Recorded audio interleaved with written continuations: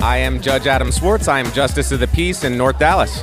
You know, there's not a whole lot of spaces for different progressive voices to all kind of come together, the practical progressives, the more idealistic ones, and really circle up around the things that bring us all together. You know, it never rains forever, and everything is figure-outable. I think the main thing to remember is don't panic, organize, and we'll get through it. It's Tuesday, March 11th, 2025, and this is the Progress Texas Daily Dispatch. Rapid response on the breaking news stories Texas progressives need to know. I'm Chris Mosier. This is a huge day for Texans who prefer that public tax dollars earmarked for Texas public schools actually go to Texas public schools. As we've talked about, Andrew Freeman at CBS News says House Bill 3 goes before the Texas House Public Education Committee today. And after years of pushing for private school vouchers and being handsomely paid to push them, Governor Greg Abbott says he's just about there. Feeding a Georgetown audience recently, the Central Republican talking point on vouchers, quote, "This provides a level playing field for every family to be able to choose the best school for their child," unquote, a statement that, all due respect, is demonstrably false. Based on multiple studies and the precedents set with similar schemes in other states, notably Arizona and Florida, where most of these taxpayer-funded subsidies have ended up in the pockets of those states' wealthier families, and in Arizona's case, has threatened to upend the entire state budget. Governor Abbott has gone way out of his way here. But Democrats, including Austin Representative James Tallarico, who sits on the committee, remain steadfast against vouchers. Tallarico says, quote, "Historically, voucher scams have died in the Texas House. It's the people's house. It's the one that's closest to the voters. And so I'm doing everything I can to make sure that we defeat this voucher scam once again," unquote. And about those voters, Faith Bugenhagen at the Houston Chronicle writes on a new poll right at the heart of the voucher debate. This research done by Unified for Texas Workers, finding that large majorities of their respondents oppose private school vouchers, rejecting the idea that tax dollars should fund private schools, and expressing deep concern that private school vouchers will have negative effects not only on local public schools, but also on their own property taxes. There is a partisan lean here, as one might expect. 95% of Democrats and 72% of independents are against vouchers, but a healthy slice of Republicans are too at 42%. To get to the details, a whopping 85% across the board say the $10,000 called for in the Senate's voucher bill would not be enough for them personally to be able to afford private school for their kids. And an also massive 82% don't buy Governor Abbott's line back there about such a program truly providing any real choice in where their kid goes. Beyond the money, they seem to understand that private schools can freely cherry pick who they accept and who they reject. Still, Republicans carefully toe this bought and paid for line. Jack Fink at CBS News says House Speaker Dustin Burrows, who wouldn't be in that position if not for the support of the House Democratic minority, appears to have missed that new polling we've talked about. Burrows says vouchers enjoy, quote, "tremendous support among all demographics. And I do believe it's going to pass this session," unquote. You know, your facts here, my facts there.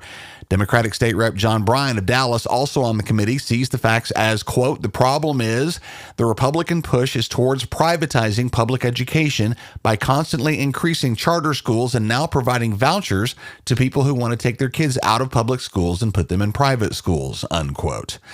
The recent trend of Republican loyalty tests in the form of accepting and supporting ridiculous stuff like renaming the Gulf of Mexico applies here as well, and Governor Abbott is pressing that loyalty standard to his people in full force. Politico says the governor told a recent gathering, quote, "Trump supports school choice.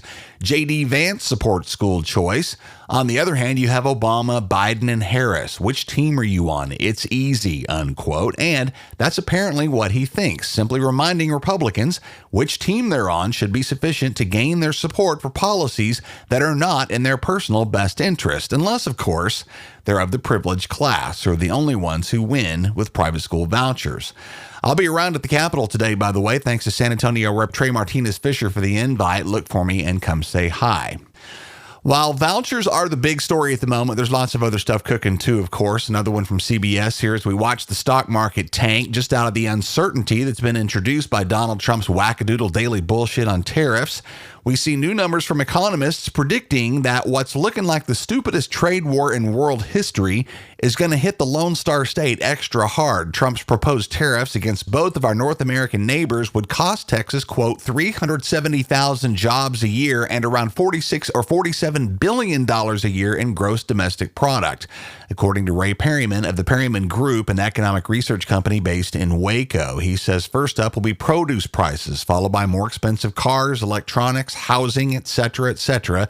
Being a border state, we will take the brunt. Republicans make huge hay out of stepping on trans people and gay people and black and brown people and women, but there's plenty of ugly to go around, and they're not leaving out the homeless. John Krinjak at Box 7 Austin says a new Senate bill would up the pressure on Texas cities to drive homeless people out of their camps and further into the margins. SB 241, courtesy of Senator Pete Flores of Pleasanton, population 11,000. So all due respect, the senator has no business dictating anything to a city of over 1 million people, but I digress. Senator Flores' bill would essentially make being homeless in public a crime and remove any leeway that police officers might have to treat folks experiencing homelessness with any degree of dignity. The very simple fact is there are more homeless people in our big cities than there is service capacity for them. Thus, they exist on our streets, and that existence would be criminalized by this bill. Watch for it to pass easily. A couple of items to note for our Dallas and Northeast DFW friends. Republican Congressman Pat Fallon has sent to his followers an invitation to two events happening next Wednesday, March 19th, that he's billing as Doge workshops.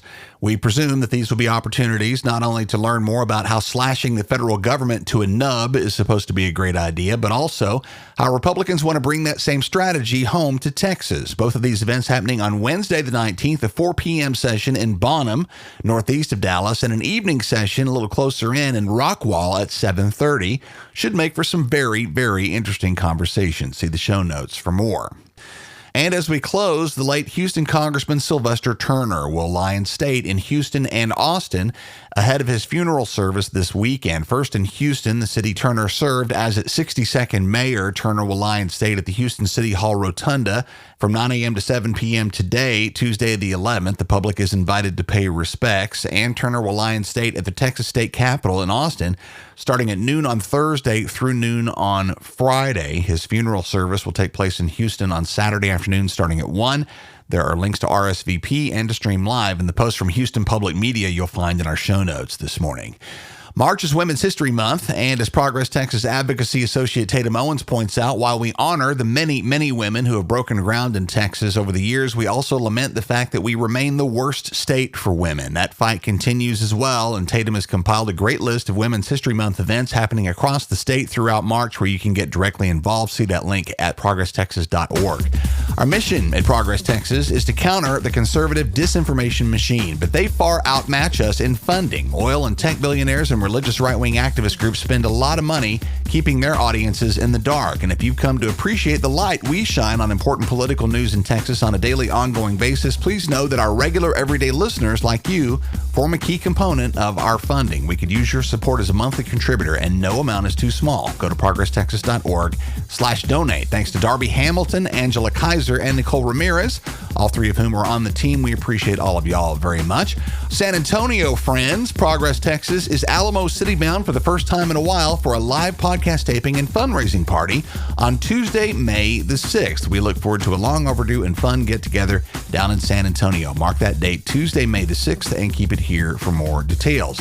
Hit our website at progresstexas.org to grab the merch to match your progressive values. At our web store, you'll see Y'all Means All Revolution at our most popular Humans Against Ted Cruz t-shirts there, all union printed right here in Texas, of course, all at progresstexas.org. That's the Progress Texas Daily Dispatch for this Tuesday, March 11th, 2025. Links to all these original stories can be found in our show notes. Progress Texas is a nonprofit rapid response media organization promoting progressive messages and actions. While campaigns come and go, we're the permanent home for progressive media and action in the Lone Star State. I'm Chris Mosier. Thanks for listening. Have a great day, and we'll see you again tomorrow morning.